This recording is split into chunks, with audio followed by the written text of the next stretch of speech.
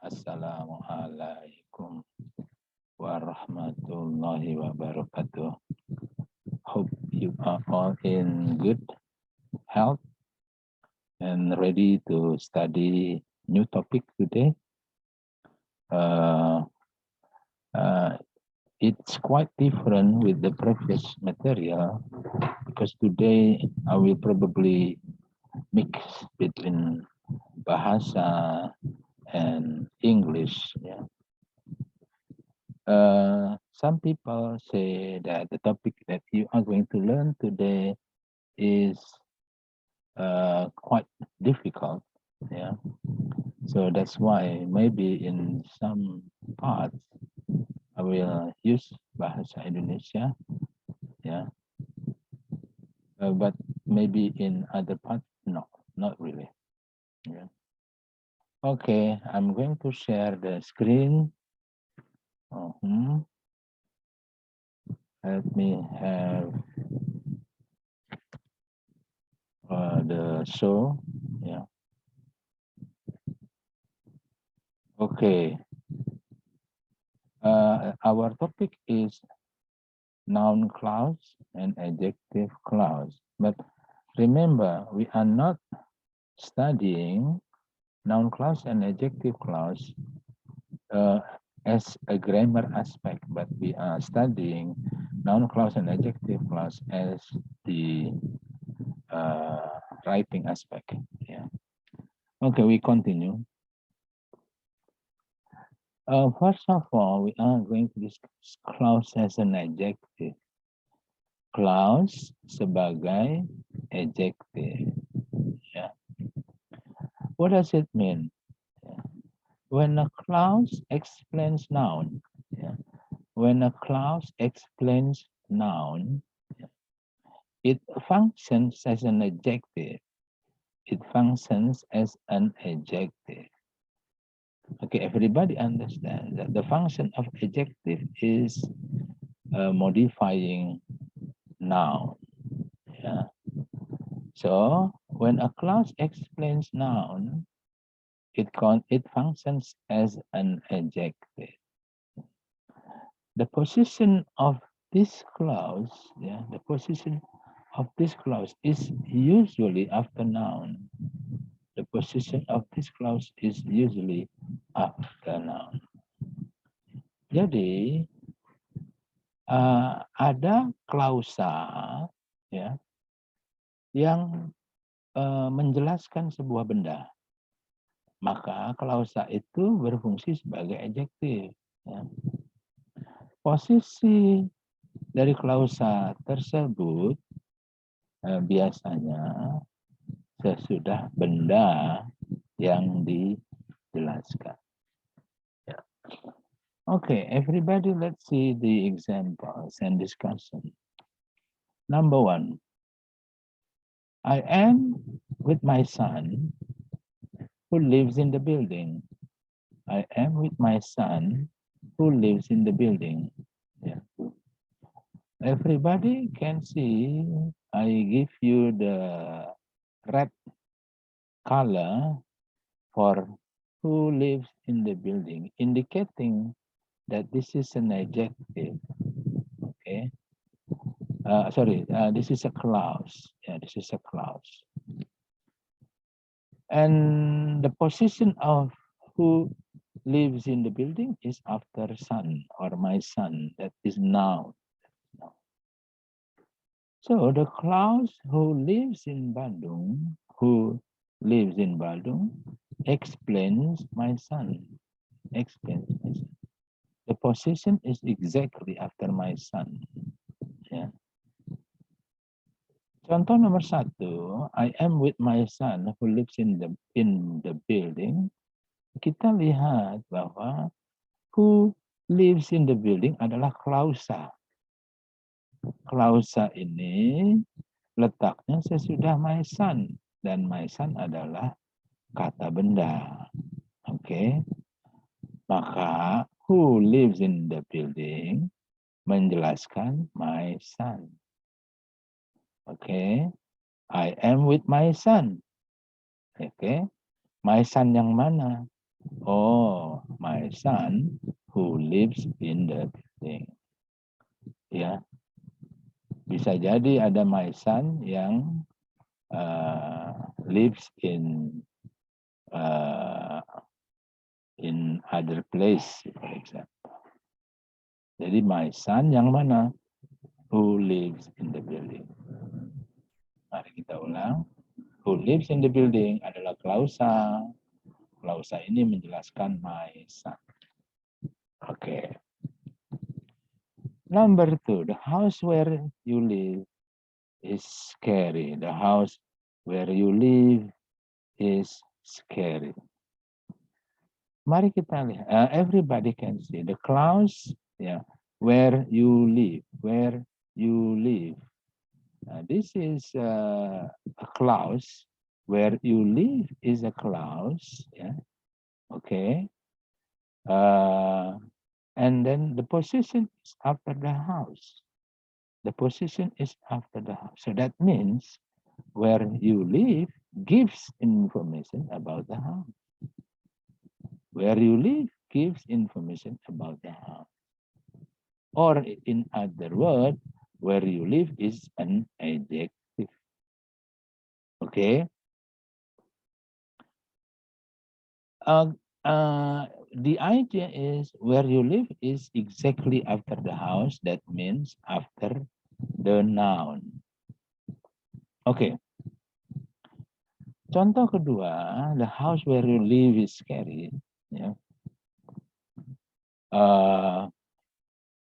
Kita lihat where you live adalah klausa.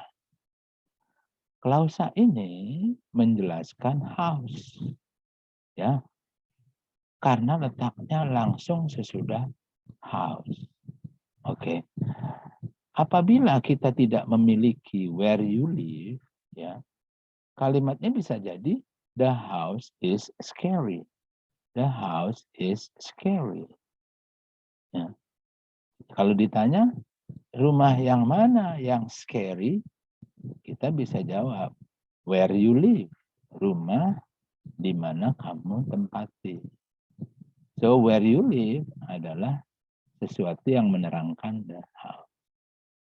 Dengan kata lain, where you live adalah adjective. Okay. Example number 3. I like the book that you bought last night. I like the book that you bought last night. Everybody can see that you bought last night is a clause. Is a clause. Yeah? And the position is after the book. So that means that you bought last night, yeah, is an adjective because it explains more about the book. Yeah, it explains more about the book. So everybody, yeah, again, that you bought last night is an adjective, yeah, that function as an adjective, yeah. That you bought last night is a clause that function as an adjective. Okay.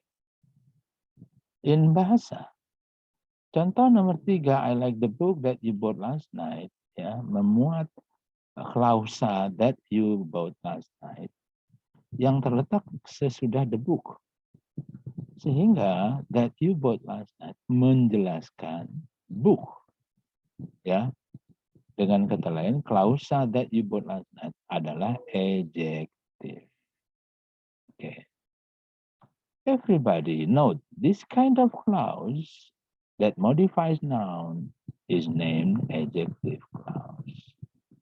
This kind of clause, yeah, who lives in the building, where you live, that you bought last night, yeah, modifying noun, yeah, is named adjective clause. Maka kita bisa simpulkan semua klausa nomor 1, who lives in the building, where you live, ya, that you bought last night. Ini menjelaskan benda, menjelaskan benda, menjelaskan benda.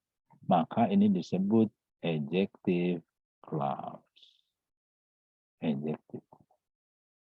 Okay, we continue. This is an exercise.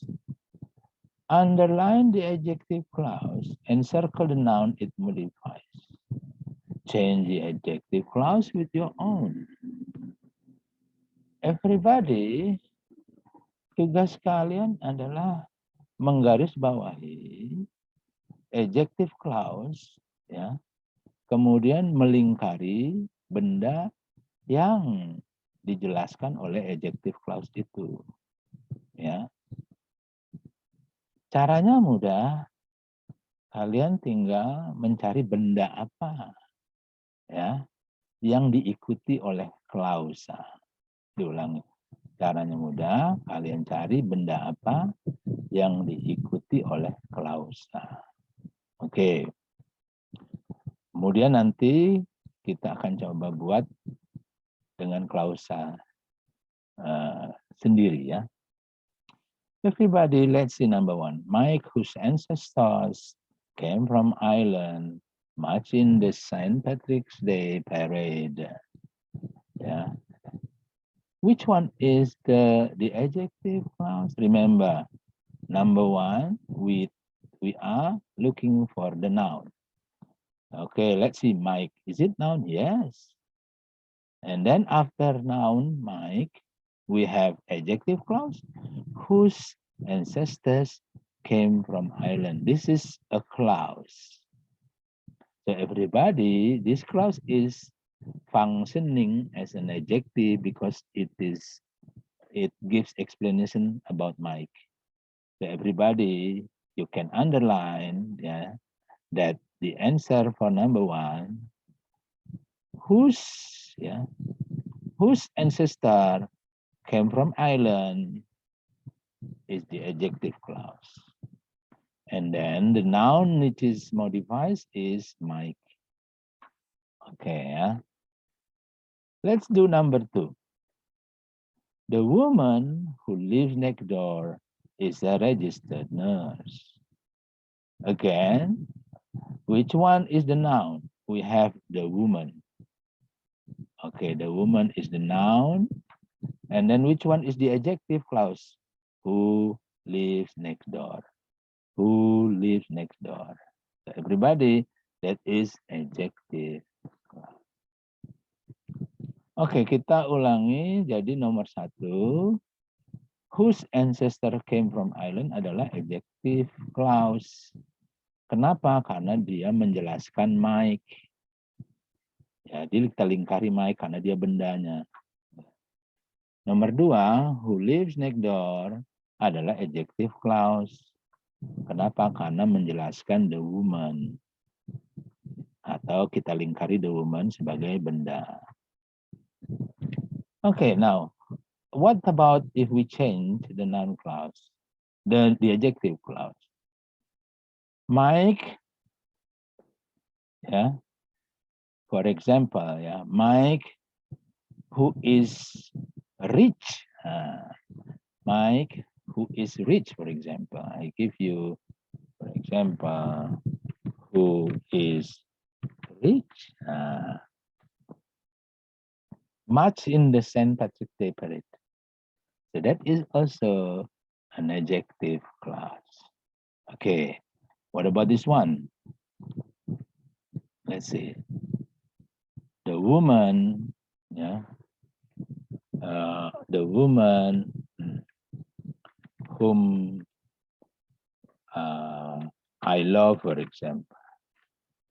Yeah, the woman whom I love, yeah, is a registered nurse. So everybody, that is the example of another clause that can replace who lives next door. Jadi perhatikan, perintah kedua adalah ya mengganti adjective clause dengan karangan sendiri. Ya, sebagai contoh di sini, Mike, ya, who is rich. Jadi who is rich adalah clause. Karena posisinya sebelum sesudah Mike, maka dia adalah adjective clause. Ya. Apakah benar ini clause? Ya, karena dia ada connector, ada subjek, dan ada verb. Bagaimana dengan nomor 2? The woman whom I love is a registered nurse. Ya. Whom I love, apakah ini adjective, clause? Ya, karena dia menerangkan the woman. Apakah ini clause? Ya, ada connector, ada subjek, ada verb. Okay, everybody, you can continue number 3 to number 10. Now we are going to continue doing or discussing next topic, okay? Clause as a noun. When a clause completes a verb, when a clause completes a verb, it functions as a noun. When a clause completes a verb, it functions as a noun. The position of this clause can be in two positions. After verb,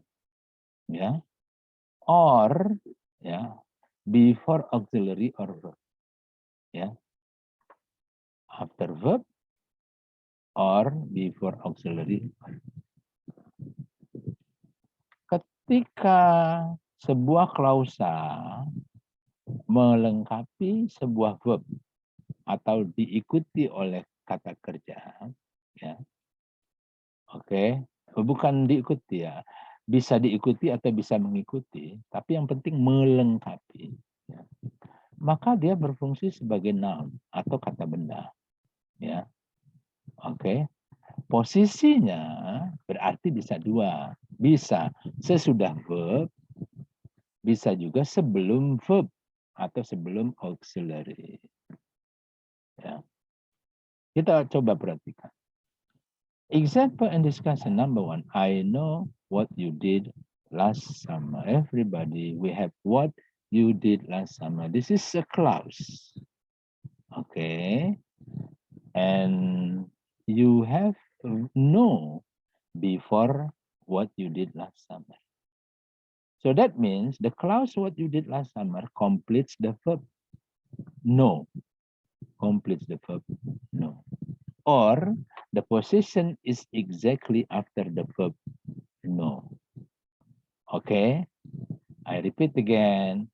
I know what you did last summer. What you did last summer is a clause. The position is after no.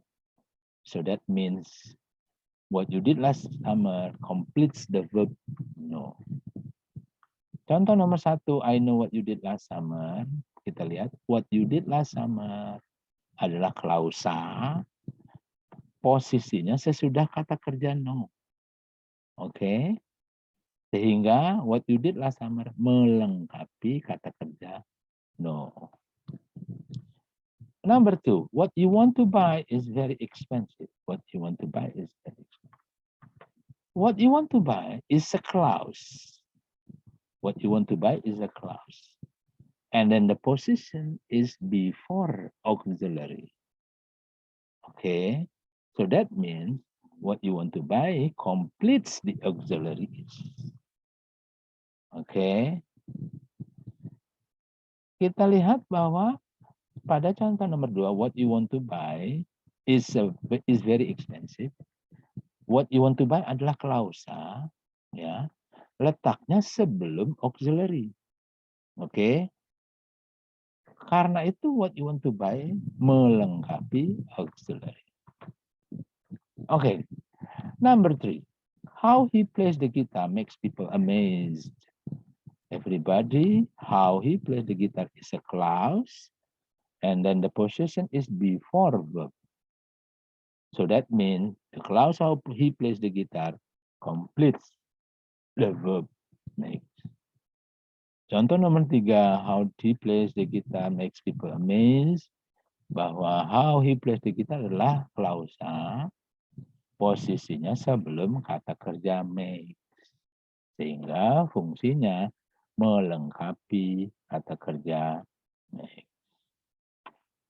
Okay, no, this kind of clause that function as a noun is named noun clause. Klausa seperti ini, what you did last summer, what you want to buy, how we place the guitar, yang fungsinya adalah benda, ya, yang fungsinya adalah benda, disebut noun clause. Disebut noun clause. Okay, everybody, we continue.